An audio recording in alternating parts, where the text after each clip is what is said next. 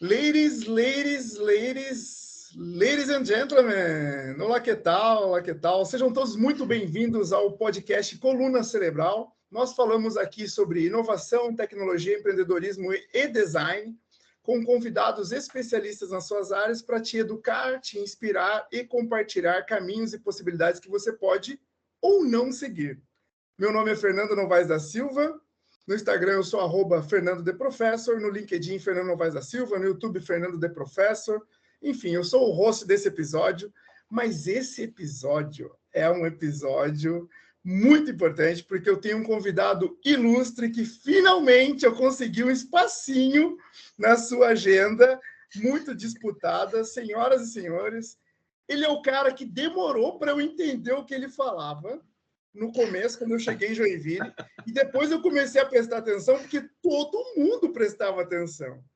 Porque ele é criatividade, ele é inovação, ele é conexão, ele é humanidade aumentada. Ladies and gentlemen, professor Modesto Hurtado Ferre. Fernando, você é um exagerado. Eu queria ser só metade de tudo isso que tu falou, só metade, tá bom? Eu não consigo nem falar. Se eu começar a falar quem é você de verdade aqui, acaba o podcast só te apresentando, professor. Imagina. É um grande prazer estar aqui contigo, compartilhar com todos os que estão nos ouvindo esse momento, não? É uma honra, não? Estou à disposição para as perguntas que vierem, hein? Vamos lá. Vamos lá, né? Eu fiz aqui no modo surpresa aqui com o professor, né? Ele falou, mas vamos falar sobre o quê? Eu vou falar sobre o professor Modesto. Né? Como esse podcast é sobre inovação, carreira, design, eu te pergunto, professor, quem é o professor Modesto? A pessoa professor Modesto. Depois a gente vai para a carreira. Agora, a pessoa Modesto, quem que é? Claro, eu sou uma pessoa super simples, né? Se eu for ver da minha origem, não? Eu venho de uma família humilde, interior de Cuba, né? E tudo que eu conquistei na minha vida foi na base do esforço, né? Eu me considero uma pessoa simples, comum, né? E é isso. Né? Como você se considera? Eu me considero uma pessoa simples, né? Me considero um ser humano, né? Me coloco sempre à disposição das pessoas para ajudá-las em tudo que eu puder ajudar, né? O fato de ser professor já me coloca numa posição de vantagem, porque quando eu vejo os meus alunos, cada um em um universo diferente, e eu consigo, então, colaborar com vários universos. Então, é isso o que eu posso dizer de mim, não? Eu sou pai, sou esposo, sou amigo, sou parceiro para grandes e nobres causas. Me convide. Muito bom, maravilhoso, professor. E o mais legal de conhecer o senhor é saber que você realmente é essa pessoa incrível que você descreveu aí detalhadamente. Professor, como é que foi essa carreira? Como é que você foi parar na sala de aula, né? Porque o professor perde a identidade, né? Você não é mais o modelo, o professor Modesto, né? Acaba criando até um nome, outro nome antes do nosso nome. E como é que foi? De onde você veio? Conta um pouquinho dessa trajetória até você chegar na sala de aula. Cara, é assim, eu não me reconheço como Modesto Hurtado Ferre, me reconheço como professor Modesto. Quem é você? Professor Modesto. E tudo isso porque assim, porque eu sou professor, eu não estou professor. Começa por conceito. Estar é uma coisa e ser é outra coisa. Ser me remete a sentir por aquilo que você faz. E eu sentir bem de dentro de você, do seu coração, da sua alma, não? Eu comecei a me interessar pelo magistério sem eu saber, hein? Desde que eu ingressei na universidade em 1988, quando fui convidado para ser monitor de desenho técnico, um curso de engenharia mecânica. E eu, ao longo da minha trajetória como monitor naquele ano, né, eu percebi que tinha facilidade de comunicar aquilo que poderia parecer muito abstrato para os meus colegas que precisavam de reforço, né? Depois, no decorrer da minha carreira como estudante de engenharia, eu fui monitor. Em Cuba nós chamamos a esse termo de monitor aluno ajudante, não? É o aluno que ajuda o professor, não? Fui aluno ajudante de outras disciplinas, sim, já mais complexas, sim.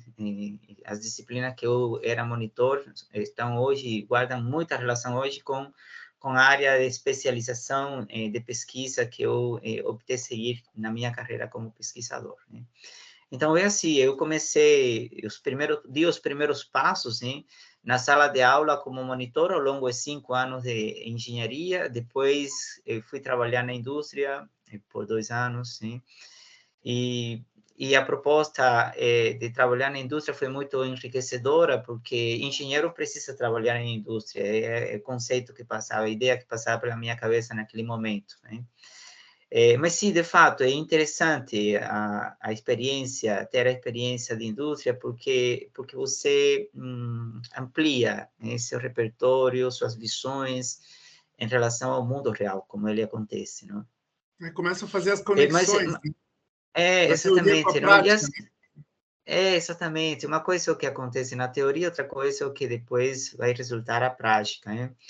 E assim, veja, já no primeiro semestre de experiência profissional como engenheiro de indústria, já senti falta de fazer algo diferente, não? E aí já procurei aulas para trabalhar na mesma universidade onde eu me formei, então eu passei a ser professor de período noturno e dava aulas no período noturno para eu poder, por exemplo, complementar, né, a minha formação, porque a vida ela é uma constante formação, né? Depois que você ganha um diploma de engenharia, se você achar que com isso é suficiente, você está totalmente equivocado. Você precisa entender da importância da formação continuada, não? Então, eu enxergava no chão de fábrica uma formação, e no período da noite, e depois durante o dia, porque passei a ser professor durante o dia, eu tinha que me preparar para entrar em sala de aula, né? E para ser professor. Logo em seguida, eu abandonei a ideia de trabalhar na indústria, me consagrei no magistério, fiz curso de pedagogia, estudei pedagogia por 3 anos, né? Para me especializar mais, para ter domínio de técnicas, de métodos, né? De como avaliar, né? De didática, da prática pedagógica, porque engenheiro se forma engenheiro para trabalhar em indústria, ele não se forma para ser professor, né? Eu sou professor engenheiro, né? Então, eu, digamos que fui naturalmente percebendo que a minha vocação era aquilo, né? Que a minha missão era trabalhar pela educação, na educação, e na medida em que eu fui sentindo falta de ferramentas, de conhecimentos, de métodos, eu fui correndo atrás e fui me desenvolvendo, né? É mais ou menos isso. E hoje, eu sinceramente digo assim, que hoje, para mim, a sala de aula é um lugar mágico, né? Um lugar mágico. Eu não consigo me enxergar, não consigo me enxergar em outro lugar que não seja na sala de aula, embora eu tenha atuação em diferentes frentes, sim. A sala de aula, para mim, acaba sendo o meu refúgio, onde eu consigo me encontrar comigo mesmo, né?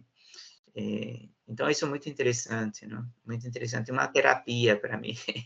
Eu penso, nossa, eu concordo com absolutamente tudo que você falou sobre a sala de aula. Eu também tenho essa epifania para, como o Mihaly dizia, né? Eu entro em flow quando eu estou na sala Claro, de é aula. assim, é uma coisa assim maravilhosa, mas por quê? Porque eu sou professor, nós somos professores, entendeu?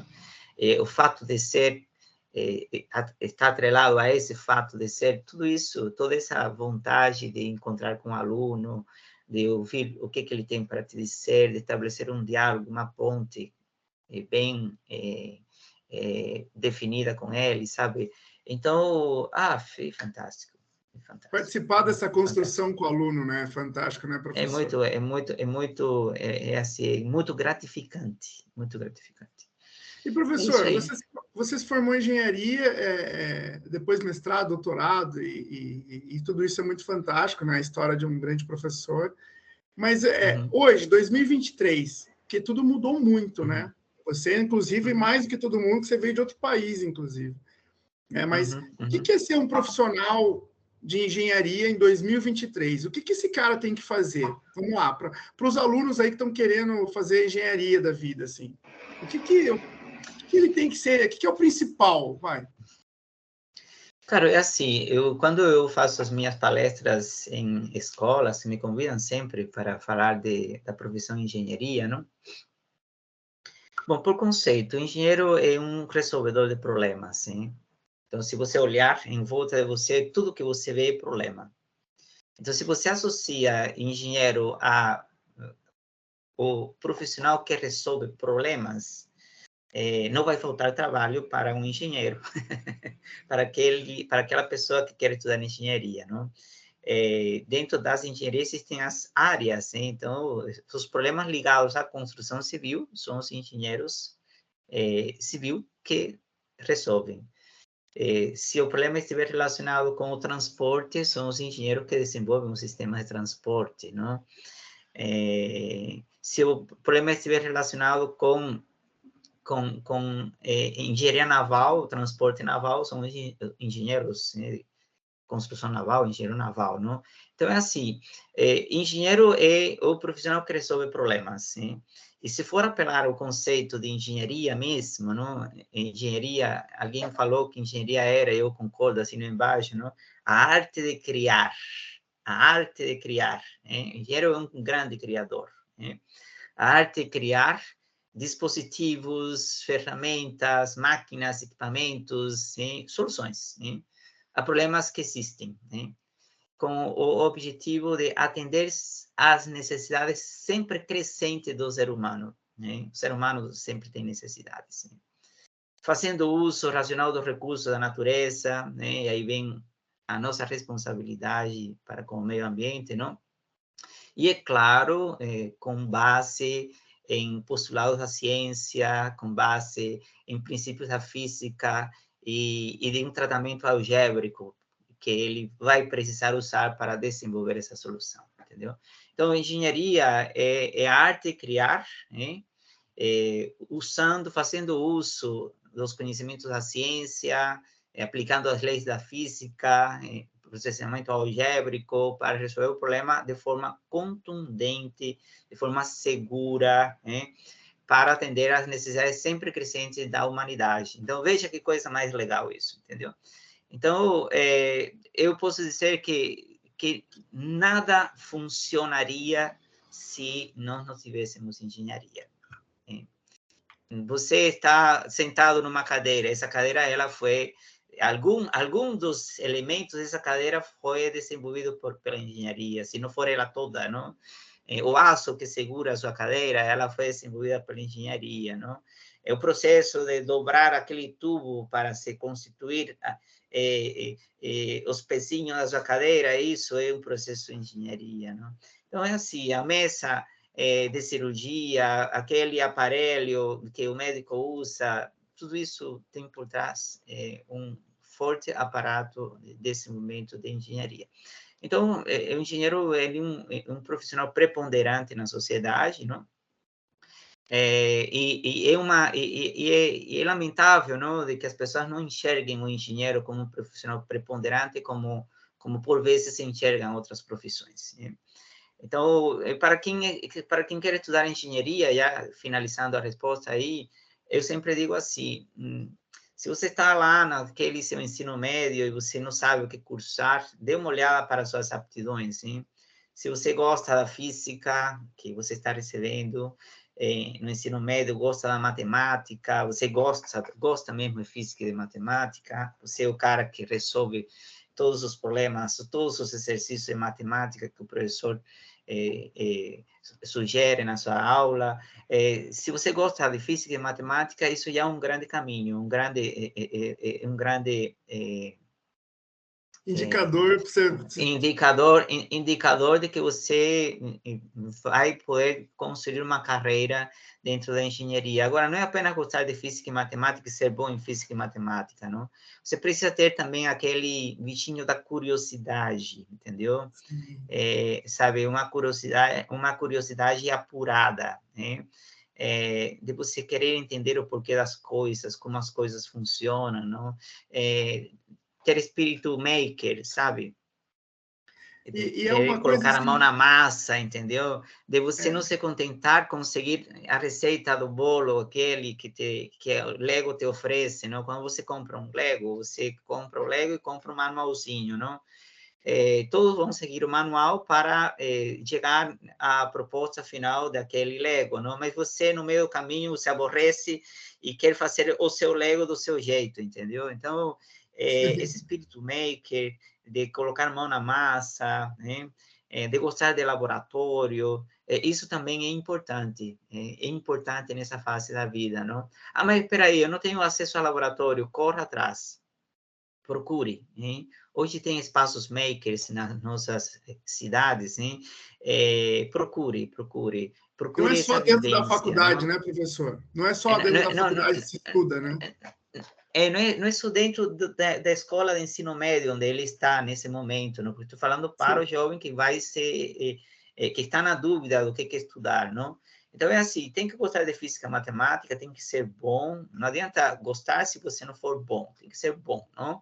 É porque esse conhecimento de base é essencial, porque, veja, o conceito de engenharia remete ao quê? Você vai resolver problemas usando as leis da física e com processamento algébrico, matemático, entendeu? Então, começa pela base, né? Isso para que você não tenha um começo traumático na engenharia, porque na engenharia, um bom curso de engenharia, hein? Ele precisa te entregar, né? Uma consistente carga horária em física e em matemática. Se não te entregar uma consistente carga horária em física e matemática, não é um bom curso de engenharia, né? Começa por aí. Então, a sua vida ela é menos traumática, né? Quando você entra no curso de engenharia, se você tiver uma boa performance na física e matemática de origem, de base, não? Desde o ensino fundamental, tá? Até o ensino médio, né? Você precisa construir essa base de conhecimento para você transitar bem na engenharia, não? Mas se Então, esse é cara é um isso. cara Associado a isso, criativo, espaço maker. se esse cara é um cara criativo, é um cara curioso, mas ele não é bom na física e na engenharia, não vai para não vai, não Cara, entra. eu não tô falando que por obrigação tem que ser isso, tá? Ele pode, claro, entrar sem problema nenhum, né? Eu estou dizendo o que é importante que se entenda, não? Você vai precisar malhar bastante física e matemática para você ser um bom profissional de engenharia, né? Bom profissional de engenharia. Se você é muito criativo, você não gosta de física e de matemática, tá? Fica longe disso, então não faça engenharia, faça arquitetura, faça designer, né? São profissionais fantásticos e que trabalham muito próximo à engenharia, não? Então, tudo começa por um grande designer, entendeu? Eu vou desenhar uma carroceria de um veículo, não? Vou colocar aqueles traços, aquelas linhas maravilhosas, assim. Depois eu vou desenvolver um processo de engenharia para chegar, né, a esse designer, né? Então, assim, está tudo muito relacionado, não? É isso. Não, maravilhosa essa explicação, assim. É porque tem que desmistificar, né? Mas tem que dizer a importância também, Tem. porque hoje, né, eu trabalho com EAD e a gente está com algumas engenharias começando a funcionar. Uhum. E, poxa, vai ser desafiador de qualquer forma, né, para esse cara que se matriculou nesse curso, mas ele vai ter muito mais aptidão se ele já tiver uma predisposição ali com a matemática, né, com a álgebra, como você colocou, né? Ele Sem dúvidas. vai entender melhor ali o que está sendo ofertado, né? Sim. O curso de engenharia ele precisa ter também uma proposta pedagógica que incorpore atividade prática. Veja, desde o início, eu digo assim, além de física e matemática, você precisa ter certa aptidão, né, disposição para colocar a mão na massa, entendeu? Sabe, ser curioso, colocar a mão na massa, experimentar, quebrar as coisas e ver o que está por dentro de tudo aquilo, sabe? Montar. Num curso de engenharia, você precisa ter também acesso a conteúdos, precisa ter acesso a laboratórios, onde você possa fazer experimentação, onde você possa associar todo o conhecimento de teorias que a gente aborda em sala de aula na prática da engenharia em um laboratório. Depois você vai fazer um estágio, depois você vai entrar num mundo corporativo, numa empresa, ou vai criar seu próprio negócio, mas assim, precisa ter essa prática. Antes de você se graduar, você precisa ter essa prática para você poder chegar no mercado e entender o que você está falando, o que está acontecendo. É mais ou menos por aí. Professor, mas agora vamos falar um pouquinho de você, porque assim, já falamos bastante da engenharia aí, quem quiser fazer engenharia já entendeu como é que funciona, aqui você já selecionou o que dá, o que não dá e alguns caminhos. Eu puxei o professor Modesto agora para falar sobre ele, porque ele é o engenheiro mais humano que eu conheço, né?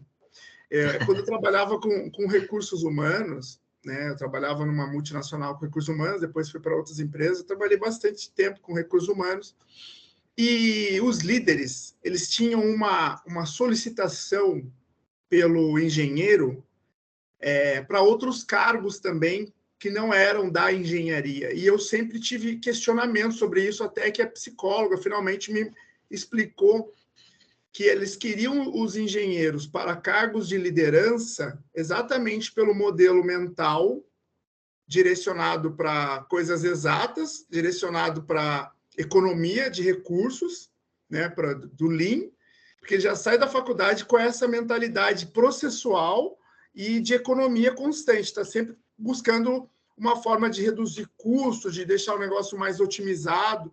Então, é esse o perfil de líder que essa multinacional preferia. Então, eles sempre falavam, não, pode se candidatar economista, administrador e engenheiro. Eu falei, nossa, mas engenheiro para essa área? Eu falo, engenheiro. Mas ele não vai engenheirar. Não, mas o modelo mental dele é para criar circunstâncias e condições para sempre otimizar a área. Por isso que a gente gosta tanto do engenheiro em si. Tanto que a maioria dos engenheiros, pelo menos no Brasil, trabalha em banco. Né? Engenheiro de produção que trabalha em banco. São os que mais ganham dinheiro e que não engenheiram nada. Eles estão lá dentro do banco, mexendo com finanças, mas são engenheiros. Essa mente, né? As empresas procuram por essa mente do engenheiro, né?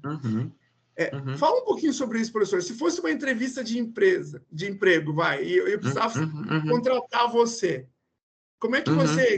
Qual que seria o grande diferencial do professor Modesto aí? Cara, é assim, hoje a gente vê tão importante ter uma formação técnica, né, de engenharia, ter toda essa lógica, essa estrutura lógica de pensamento para resolver problemas, assim, que o engenheiro é, sem sombra de dúvida, o profissional para isso, quanto também é importante ter aspectos comportamentais que permitam esse engenheiro, não, transitar entre as pessoas, sim, entre os gestores, sim, daquela organização, não? Então, é assim, é tão importante a formação técnica quanto também é importante as soft skills, sim? Para poder lidar com esse mundo maluco que existe, não? Em constante transformação, não? por vezes a gente ouve falar que contrata pelo lado técnico e depois se demite pelo lado comportamental. Então, eu creio que o grande desafio para nós hoje, como profissionais de engenharia, é entender que é tão importante uma coisa quanto a outra. Não? Engenheiro, ele sai muito preparado para resolver o problema. E, ao final da conta, é na resolução do problema onde depois está o lucro da empresa. O engenheiro ele está desenvolvendo uma solução inovadora que é o que vai tornar totalmente competitiva a empresa. Uma empresa de engenharia, não? Ela lança produtos no mercado, quanto mais competitivos são esses produtos, mais longevidade a empresa vai ter. Né? Quem assina o projeto é o engenheiro. Então, tem que ter uma característica analítica muito forte, intrínseca nele, não? Agora, esse engenheiro precisa saber vender o peixe, ele precisa saber se relacionar. Via de regra, o engenheiro, ele começa como um engenheiro júnior, né? E ele vai construindo sua carreira no decorrer do tempo, ele pode ser o presidente da empresa. Na mesma medida em que eu, como engenheiro, que construí uma carreira no magistério, senti falta de me desenvolver para ser um professor diferente. O engenheiro que está numa indústria também faz a mesma coisa. Eles vão atrás de cursos de MBA, porque na formação de engenharia, eles não têm tanto conteúdo de administração quanto necessário para eles poderem ser administradores daqueles negócios, daquelas gestores ou líderes daqueles times, né? Então, eles vão correr atrás de MBA em gestão de projeto, em gestão empresarial, em gestão de finanças, conforme for a área de interesse dele crescer dentro da empresa, não? Toda vez que um aluno meu sai para o mercado e ele já percebe deficiências na formação dele, porque não é a proposta pedagógica do curso desenvolvê-lo dentro dessa área, não? Ele vem, bate na porta, professor, o que você me recomenda? Para essa função, eu te recomendo que você faça um MBA naquela área, né? Um curso mais de curta duração. Ou seja, ele vai se desenvolvendo, não? Assim, e a gente já pode desenvolver esse lado de competências socioemocionais, né? Ainda estando dentro da faculdade. Existem diferentes caminhos dentro da faculdade que o estudante de engenharia naturalmente pode explorar para ele, além da formação técnica, ele ter todas essas competências socioemocionais mais desenvolvidas ainda dentro da faculdade, não? Então, é assim, eu não vejo mais importante uma do que a outra, as duas são extremamente importantes, extremamente importantes. Quando você consegue ter, então, né, competências técnicas para resolver tecnicamente aquele problema, com competências socioemocionais que te permitam lidar com uma equipe, que te permitam liderar uma equipe, que te permitam amenizar o clima da equipe, que te permita entregar resultados sob pressão, que é a tal da resiliência, né? Com um sorriso orelha a orelha, sem perder a ternura, né? Com uma boa e forte estrutura de inteligência emocional. Cara, se tu conseguir tudo isso, não? E tudo isso é possível, né? Certamente você vai ser um profissional diferenciado no mercado, não? Mas precisa estar antenado com tudo. Não valorize apenas uma coisa, você tem que valorizar o conjunto da ópera. Mais ou menos isso. Que legal. E, professor, o meu projeto lá no mestrado, né, que eu comentei com você, acabei de me formar, né, me graduar, foi sobre o sucesso do cliente, né? O que é sucesso do aluno para você? Cara, é assim, eu sempre digo que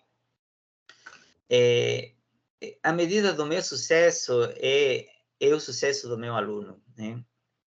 Se agora mesmo eu for usar esse termo que tu me está trazendo aqui, sucesso de cliente, não? Eu entendo que para ti o cliente é teu aluno porque ele paga um valor todos os meses, não? Diferente do que acontece na universidade pública. Eu sou professor da UFSC, Universidade Federal de Santa Catarina, campus em Joinville, não?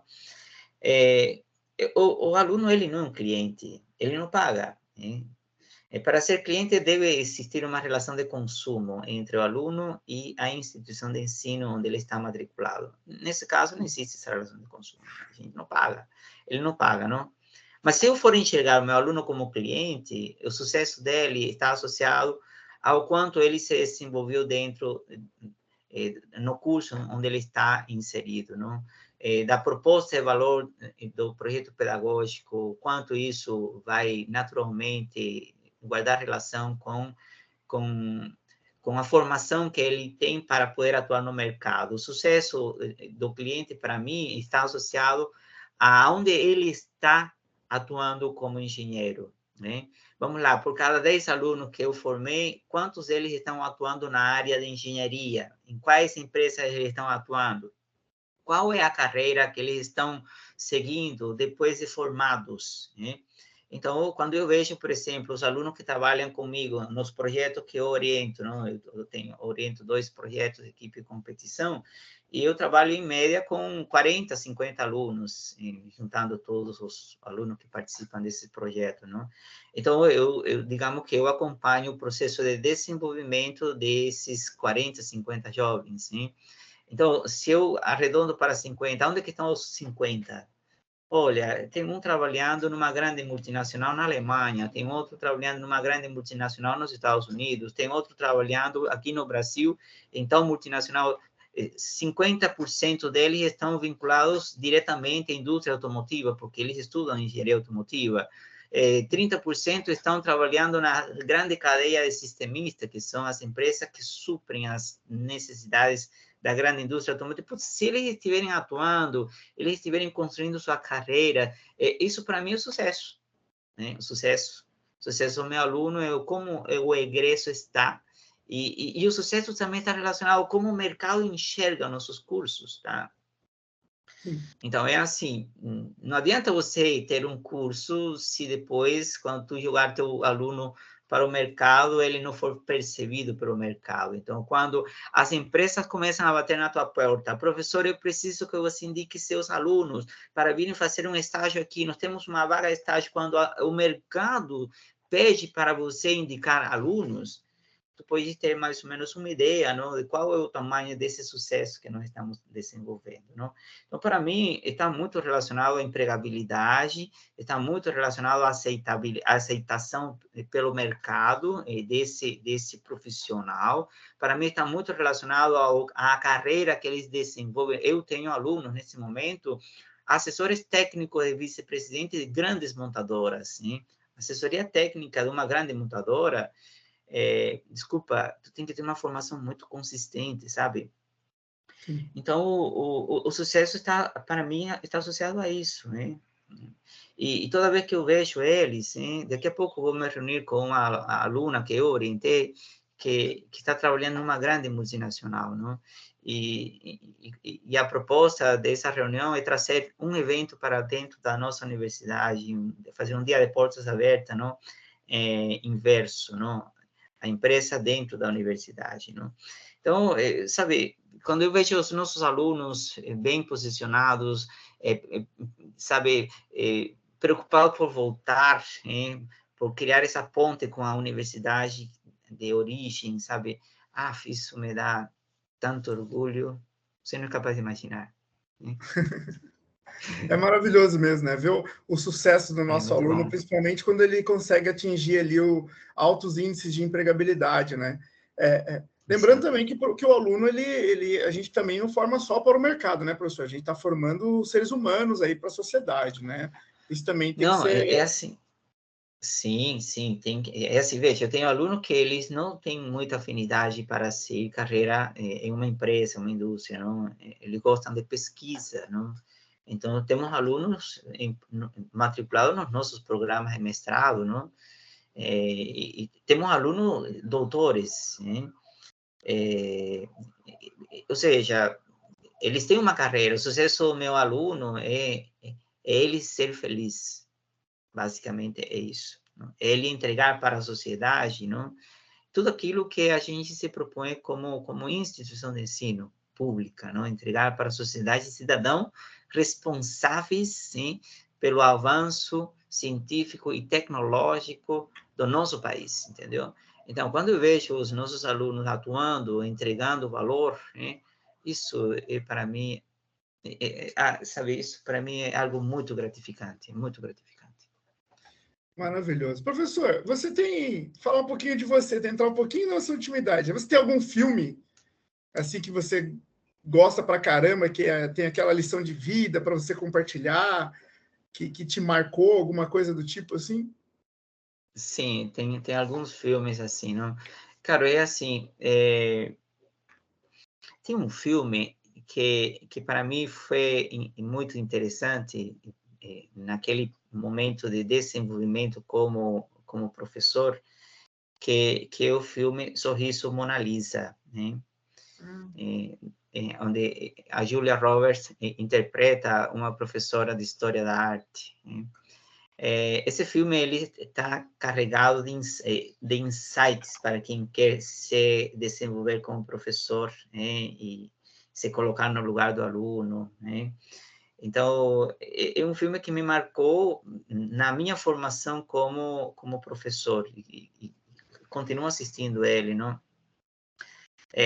Um filme que eu gosto muito, que me marcou para me reafirmar por aquilo que eu sou, é aquele filme chamado Mãos Talentosas. É um filme que, inclusive, eu recomendo assistir quando o jovem ele está em dúvida do que ele quer.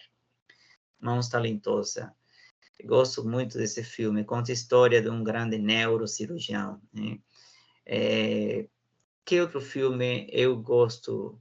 Cara, eu gosto de muitos filmes, só que na hora de você perguntar, dá um branco. Se tu tivesse me Sim. antecipado essa pergunta, eu teria te trazido os filmes certinho, entendeu? Me perdoe, professor, me perdoe por isso. Eu queria pegar. Tem assim, um filme que eu sempre gosto, eu sempre vou gostar demais, é A Procura da Felicidade, algo assim que se chama esse filme, não? Que conta a história de um homem negro americano, né? Que tem que vender aparelhos para poder sobreviver, passa por uma série de situações e depois se torna um grande empresário, não? Acho que se chama Procurar a Felicidade, não? Sim, sim. Esse filme ele é fantástico. Ele tem uma mensagem muito forte, muito forte, muito forte. É uma mensagem que eu acredito, entendeu? Esse é um filme que para mim é muito interessante, não? Isso. Gosto do filme Gladiador, por exemplo, né? A minha esposa, ela brinca comigo, quantas vezes você assistiu?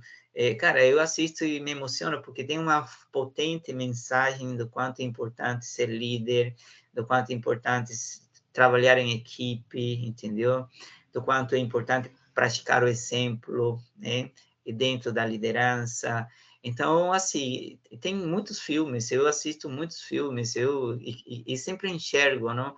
Alguma mensagem assim por trás de tudo isso, não? E livro, professor? Livro, eu gosto de vários, assim. Por exemplo, eu gosto de livros de aventura, não? A Volta ao Mundo, sabe? Eu vou, por exemplo, pegar livros assim, com foco em gestão de pessoas, assim. Eu gosto muito daqueles livros de Napoleão Hill, né? Que trabalha conceitos de propósito, não? É, eu gosto desses. Ultimamente eu tenho lido bastante livros com essa mensagem assim de propósito, não? Legal. Mas eu não tenho um livro assim que seja assim meu livro favorito. Cada um me entrega uma mensagem diferente, não? E leio bastante, não? Livros de aventura eu gosto, lia bastante quando era jovem, né? Eu gosto muito de literatura hispano-americana, pela minha própria origem, não? Os livros de Shakespeare, eu adoro, não? Hamlet, por exemplo. Uma história que você não... Uma coisa que talvez você não saiba, eu fiz teatro durante a minha graduação, durante 2 anos, hein? Então, eu interpretei, por exemplo, Hamlet, interpretei Romeu e Julieta, né? Então, Olha eu gosto só. literatura mais clássica, assim, sabe? Gosto, não? Gosto muito de livros de poema, de poesia, assim, sabe? Gosto muito de livros... tem um livro chamado... esse livro é fantástico, não? O Amor nos Tempos de Cólera, de Juan Manuel García Márquez. Gosto muito desse autor, é um autor venezuelano, não? Não tem, assim, uma preferência. Não, maravilhoso. Só essas dicas que você dá, que eu pergunto porque realmente as pessoas, né, se inspiram nas histórias e ficam sempre imaginando o que será que esse professor se alimenta, né? De que tipo de conhecimento que ele absorve, além da formação técnica que a gente faz na faculdade, né? Eu gosto também de todos esses que você citou e alguns eu não conheço, então é sempre bom. Eu também uso como revisão e inspiração para eu mesmo. Oh. Sabe livro que eu gostava, assim, quando era mais jovem, assim, da idade dos, tipo, 14, 15 anos? Agatha Christie. Qualquer livro de Agatha Christie, entendeu? A coleção toda da Agatha Christie. Eu recomendo, eu gosto, sabe, esse tipo de livro, assim, mistério, sabe? Esses enredos todos, assim, sabe? Eu gostava desse tempo. Júlio Verne, não? Também gosto desse autor, gosto de Manuel García Márquez, gosto Shakespeare, são esses Não, autores assim. Tá ótimo. E de Paulo tudo que você... Neruda, Paulo Neruda, por exemplo, a poesia de Paulo Neruda é muito interessante. Eu tenho um autor cubano que eu sou apaixonado por ele, que é José Martí. Ele escrevia livros assim incríveis de poesia. Na minha tese de doutorado tem um trecho, um fragmento de uma poesia de José Martí. Então, assim, depende muito do momento que você vive, não? Teve um momento aí da minha vida que eu precisava ler bastante sobre gestão. Então, eu li, por exemplo, O Monge Executivo, um livro que eu adoro, esse é um livro que eu amo, eu sou apaixonado por esse livro, O Monge Executivo. Li livro de Napoleão Hill, entendeu? As Leis do Sucesso de Napoleão Hill. Eu recomendo ler, se você tem um objetivo, você não sabe por onde começar, leia esses livros. Não? Mais recentemente, tem alguns livros interessantes, não? Tem aqui o Audaz, de Maurício Benvenuti, gosto bastante, conheço o Maurício, foi meu mentor. Tem assim, Inabalável, de Tony Robbins, eu recomendo também. Aquele de Napoleão Hill que eu falei, chama-se As 16 Leis do Sucesso. Estou olhando aqui meu pequeno armário de livros, sim. Por aí. Por exemplo, se você quer entender um pouco mais, conhecer mais, ler sobre criatividade S.A. é um livro que eu recomendo também. Né? São vários. Não, maravilhoso. Esse da criatividade esse é muito legal, né? Que fala da história da Pixar, né? Quando o Steve Jobs estava lá ainda, vários insights muito legais. E, professor, de tudo que você viveu até hoje, o que você faria diferente? Tem alguma coisa que você, se você pudesse voltar no tempo e mudar alguma coisa, tem alguma coisa que você mudaria? Caro, é assim. Olha, bastou a pandemia para eu perceber isso, tá? Quando se deu a pandemia, é porque eu sempre fui uma pessoa muito conectada com a sociedade, não? Sempre trabalhei como voluntário, desde que me conheço por ser, né? Em Cuba, quando eu fiz a minha graduação, eu me graduei com mais de 4.000 horas de trabalho voluntário, né? E aí você me pergunta por que ele está na CIG, por que ele está no CONCIT, por que ele faz tanta coisa pela sociedade? Porque eu sempre me doei para a sociedade, entendeu? Através de trabalho voluntário, não? Então, quando se deu a pandemia, que eu fiquei recluso em casa, sem sair, eu vi, sabe, a angústia E eu vi a demanda dos profissionais da área da saúde, entendeu? Eu queria estar na linha de frente. Eu queria ser protagonista. Eu não queria ser um ser recluso, de braços cruzados. Nesse momento, eu queria ser médico, queria ser enfermeiro, queria ser um profissional assim. E aí vem à tona os meus conflitos existenciais quando eu estava no ensino médio, não? Quando eu estava no ensino médio, eu queria ser médico, queria estudar medicina, né? E a minha mãe, ela sempre fazia teatrinhos assim, sabe? E quando eu seja uma velhinha, né? Eu chegar num atendimento, em um pronto atendimento, um pronto socorro, não? Só de saber que meu filho é quem está de plantão, eu já vou ficar boa, não? Ela fazia esses teatrinhos assim, sabe? E eu fui a maior frustração para minha mãe, porque quando eu cheguei e disse para ela que eu não queria estudar medicina, que eu não iria estudar medicina, que eu iria Mas você ser virou engenheiro. doutor, né? De uma forma ou de outra, você virou doutor. Imagina, mas... Não, é assim, se eu voltar no tempo, eu estudaria medicina. E seria um grande médico, um grande médico. Porque assim, porque medicina é uma missão, né? O médico, ele tem uma missão, salvar vidas, entendeu? Então, naquele momento da pandemia, eu queria igual salvar vidas, e eu não consegui, porque não tinha preparo para isso, não?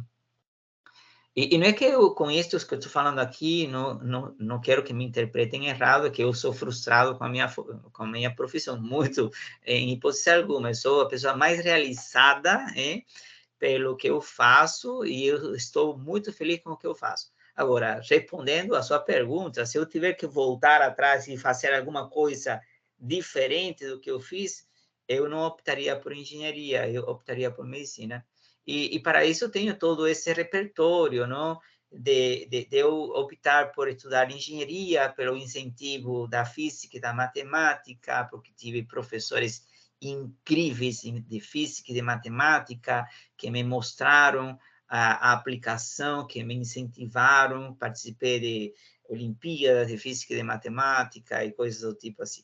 Diferente do que aconteceu com o meu professor de biologia, que não me incentivou, não me motivou, complicou Pois demais é. aquele assunto, entendeu? Então, isso para também reforçar a importância, o papel dos professores, tá? Sim. Dos professores. Os professores, eles têm um papel essencial na vida dos seus alunos, hein? Porque por causa daquele professor de biologia, não? E também por outras causas também, eu diria também que eu não queria ser um médico comum. Em Cuba, medicina era muito comum estudar medicina, qualquer um podia estudar medicina, qualquer um que atingisse o mínimo para poder entrar numa faculdade de medicina.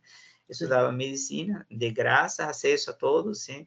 E depois ia trabalhar num programa do governo, algo assim como um mais médico, não? Médicos da família, não? Eu não queria ser médico da família, eu queria ser um especialista em uma determinada área, eu queria ser cardiologista, queria ser neurocirurgião, era o que passava pela minha cabeça naquele momento, não? Então, foi o programa do governo que não gostei, e foi também o meu professor que não soube me motivar, talvez seja mais o professor 80-20, o professor 80, eu optei por engenharia. Se eu voltasse o tempo, seria médico. Maravilhoso, maravilhoso. E, professor, quais que são os projetos futuros do professor Modesto? Onde é que o Modesto vai estar daqui 10 anos? Vai. Claro, bom, eu me enxergo na UFSC, não, como professor, né? Eu, de carreira, como profissional, eu me enxergo dentro da universidade, trabalhando na universidade, com uma atuação muito mais consistente, talvez, na sociedade. Eu quero levar uma mensagem para as pessoas, então talvez eu me enxergo palestrando em grandes palcos, sim, nos próximos anos, sim. Eu tenho um objetivo, talvez daqui a uns 10 anos eu quero fazer uma missão, ir para algum lugar assim diferente, ficar um tempo, um ano sabático, me desenvolvendo mais como ser humano, sabe? me conectando mais com minha alma, sabe? Para depois vir e trazer essa mensagem às pessoas, assim. Também já passa pela minha cabeça ir para o coração da África, e ir lá naquele lugar recôndito e trabalhar e transformar aquele lugar através da educação. Eu me enxergo trabalhando em missões, em uma grande missão. Que maravilha, professor. Muito lindo ouvir isso do É senhor. isso. É muito legal mesmo. Destaca esse seu lado humano, né? Uma das estratégias Sim, sim. que eu defendi para o sucesso do aluno na minha dissertação é a humanidade aumentada. Porque essa consciência, né, do ser humano, da preocupação com o humano, né, além das outras vieses, ela tem que ser em primeiro lugar, né? E infelizmente isso está ficando um pouco aquém do que a gente deveria. Assim. E professor, exatamente. vou fazer mais uma brincadeira com você. Se tivesse um superpoder, qual que seria? De algum Nossa, super-herói? superpoder? É. Cara, se eu tivesse um superpoder, o que eu seria? Eu seria presidente deste país. Eu seria uma figura política para transformar esse país. Se eu tivesse esse superpoder, entendeu? Maravilhoso, maravilhoso. E você já falou que trabalha com vários projetos sociais, né? Já deu para ver essa veia de vontade de trabalho sim. voluntário, associativismo. Como é que você devolve, né? Tem um livro do Adam Grant, né? Que é Giver, né? Dar e Receber, o nome do livro, né? Giver and Doer, né? Como que você devolve tudo que você ganhou até hoje? Como que você retribui tudo que você conquistou até hoje, assim, para a humanidade? Cara, é assim, se colocar isso, se eu, por exemplo, quantificar as horas que eu, como professor universitário, eu devo lembrar que eu sou professor universitário, né? Com dedicação exclusiva à Universidade Pública Brasileira, professor federal. Então, por tabela, eu preciso trabalhar 3 grandes eixos, sim? Extensão, pesquisa e ensino. Sim. Se eu pegar agora o eixo extensão universitária e eu abrir tudo que eu faço, é aí nesse eixo extensão onde eu consigo, digamos que me enxergar retribuindo para a sociedade, não? Só que antes de ser professor da UFSC e antes de ser qualquer coisa, eu ser humano sempre retribui para a sociedade as coisas que a sociedade fez por mim, entendeu? Já falei, por exemplo, no tempo em que eu estava me graduando, não? De eu me doar à causa do trabalho voluntário, não? E de eu ajudar a construir creches, ajudar a construir consultórios de médico e família, ajudar a construir hospitais, sim? Ajudar a construir Vila Pan-Americana para receber os Jogos Pan-Americanos, isso foi em Havana, em 1992. Veja, trabalhar, por exemplo, em hortas comunitárias, sim? Isso tem uma entrega para a sociedade muito forte, quando aluno, não? Quando profissional, professor, a mesma coisa, não? Sempre trabalhei como voluntário. Aqui no Brasil, como é que eu retribuo isso? Eu represento a universidade em várias frentes, hein? Represento a universidade, por exemplo, no Fórum Municipal de Educação. O que eu faço no Fórum Municipal de Educação? Eu coordeno o Fórum Municipal de Educação de Joinville. O Fórum Municipal de Educação é uma entidade que cuida do monitoramento do plano de metas para a educação do município de Joinville, que está relacionado com o plano de metas do Estado e do nosso país, né? Brasil, né? Então eu coordeno esse plano de metas, né, para a educação. Não? Então, embora eu sou representante da UFSC dentro do fórum, só o fato de ter esse cargo e ter essa responsabilidade, a doação de tempo para isso é imensurável, né? Trabalho como voluntário também no projeto Resgate, um projeto de mais de 25 anos aqui na cidade de Joinville, Sim, que sim.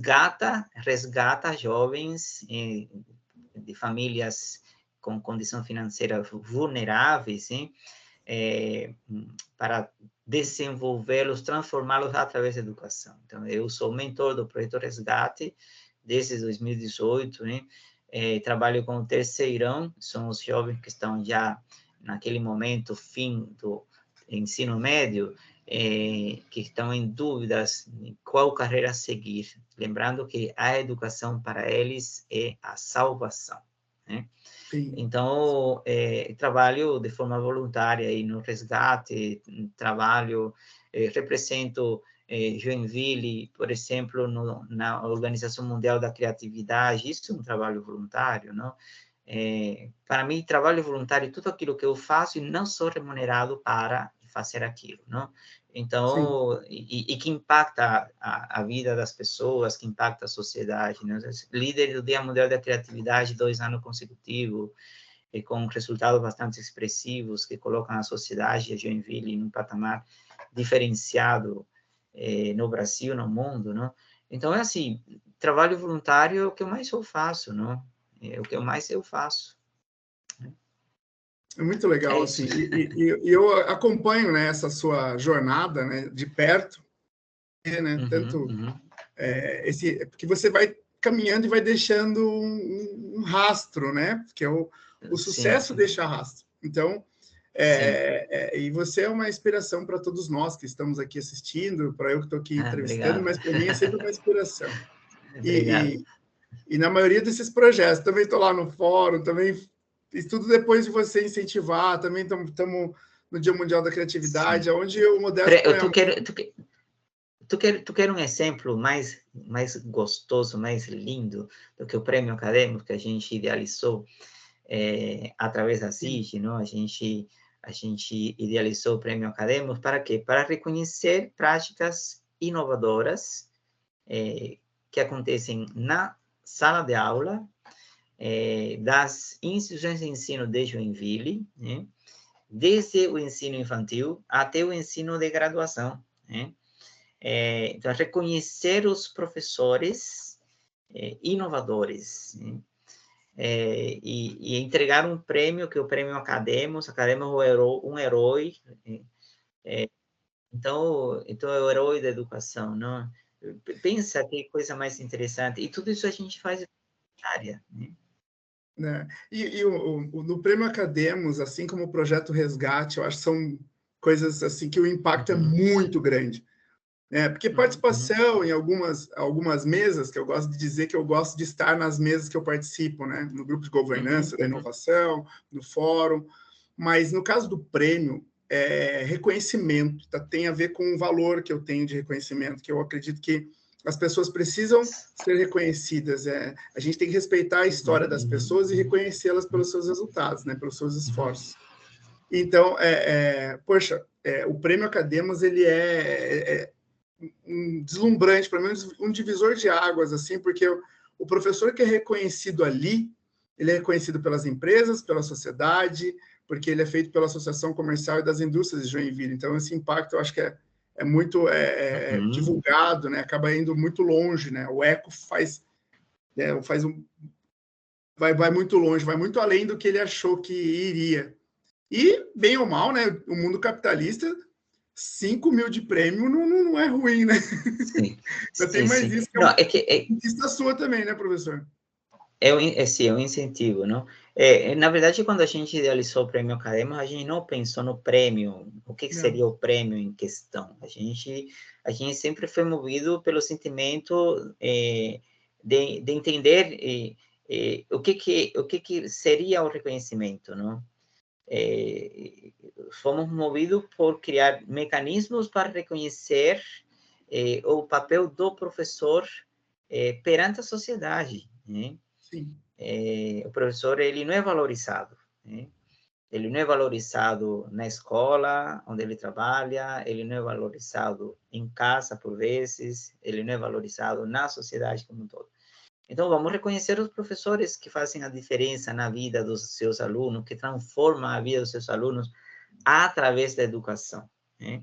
Isso sempre foi o que me mobilizou, entendeu? Então, depois que criamos o prêmio, a estrutura legal do prêmio, não?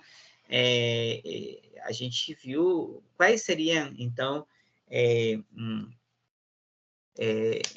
os objetos, a forma de premiar, vai ser um certificado, vai ser um troféu, vai ser um recurso financeiro, então a gente foi criando, e todos os anos a gente vai mudando isso, não? Mas, assim, o propósito do prêmio é reconhecer mesmo, porque a gente entende que reconhecer o trabalho que se faz é uma fonte de energia que você está naturalmente proporcionando para que aquele professor continue acreditando na força do seu trabalho, para ele continuar fazendo mais, entendeu? E para ele também irradiar em todos os que estão em voltas, e inspirar todos os que estão em voltas a serem como ele, né?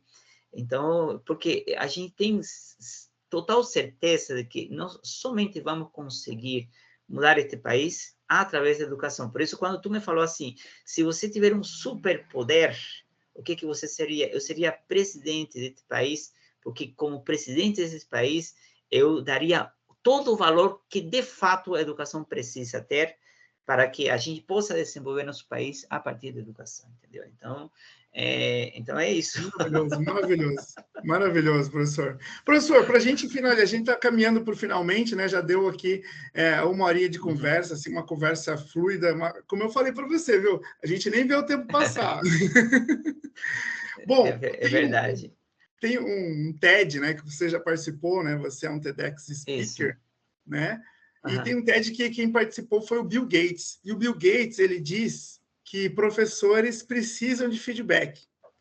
Então, nesse momento, eu vou fazer um desafio para você, que eu chamo de desafio confete, tá? Para você completar a frase da forma que você quiser, tá bom? Ok. Eu vou falar uma frase e você continua completando ela. É bem simples, mas acredito que você vai conseguir. Vamos lá. A frase é: o Fernando é... um excelente profissional. É isso? É isso, pode completar do jeito que você quiser.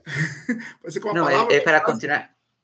É Fique à para continuar vontade. falando? Fique à vontade, Então, fique à vontade. o Fernando é um entusiasta pela educação, é um apaixonado pelo que faz, é um ser humano maravilhoso, não? É uma pessoa muito humilde, né? Ele é participativo, um entusiasta. Maravilhoso, professor. Obrigado pelo feedback.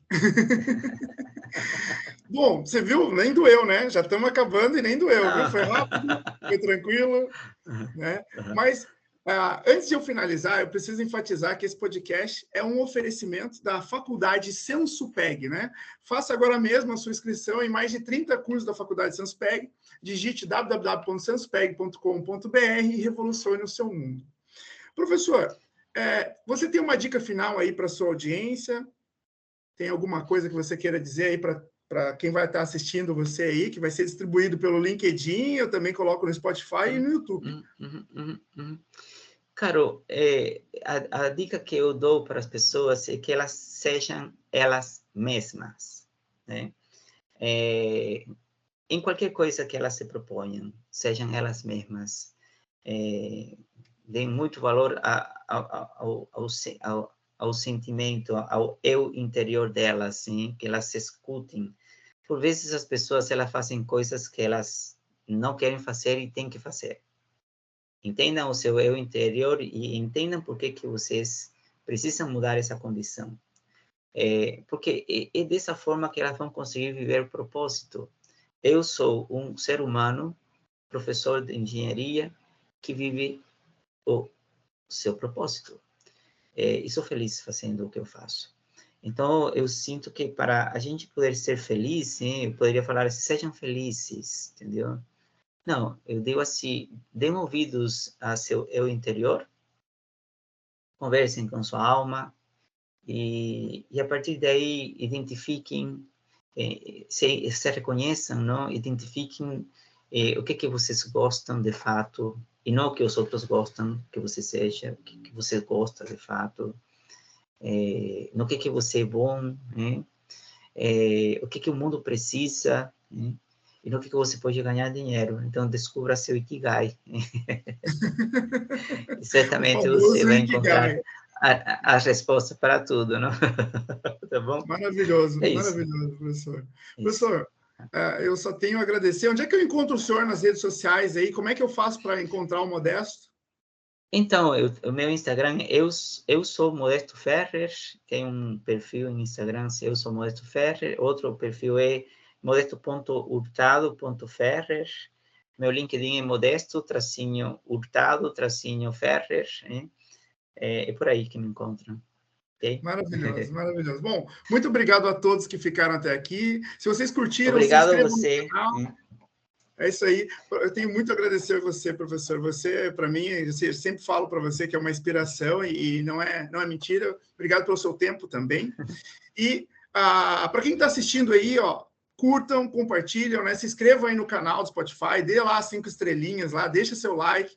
Né? Quem está vendo pelo YouTube também curta, compartilha, manda para aquele grupo cheio de colega que você acha que precisa dessa inspiração, para aquela galera que quer entender um pouquinho mais sobre engenharia, sobre ser um ser humano melhor, um ser humano que se doa como professor Modesto. Também é importante vocês compartilharem esse episódio para chegar cada vez mais longe, para que essas palavras, essas ações se multipliquem. Né? E eu ainda tenho o último recadinho, que é: há sempre uma boa razão para você não apoiar um programa como esse. Mas nem todo mundo pode pagar, né, para ter notícia nesse momento, né? Mas também existem razões para você apoiar. Então, se você puder me dar 3 boas razões para me apoiar hoje, eu vou adorar. A primeira, eu já te ajudo aqui, que é o nosso podcast, ele é de qualidade, ele é uma força que se move devagar, porque quem tem dinheiro impulsiona com dinheiro. A gente não, a gente aqui na conexão, aqui chamando os pares, né? O segundo motivo é que nós somos independentes, então a gente não tem nenhum proprietário bilionário puxando aqui, dando as cordas ou incentivando, aqui é só aqui na força das conexões novamente. E não custa muito e leva menos de 1 minuto, se você quiser, no final desse podcast, quando você finalizar, se quiser fazer o seu Pix, quiser fazer sua doação, fernando@sanspeg.com.br, tá tudo certo também, cai lá na conta do podcast e eu consigo continuar com esse trabalho aqui, pagar o estagiário ali para fazer as edições, colocar uma foto bem bonita lá do professor Modesto e fazer com que isso chegue para mais pessoas. Mas obrigado para você que ficou até esse último momento aqui mesmo. Novamente, professor Modesto, ó, um beijão no seu coração, gratidão por ter ficado aqui comigo e obrigado, muito ter obrigado. aceitado o convite. Tá? E obrigado mais Obrigado uma vez. um grande prazer e muito obrigado a todos os espectadores. Que legal, que legal. Ó, continue com a gente, Coluna Cerebral. Até o próximo episódio. Tchau. Grande abraço, grande abraço.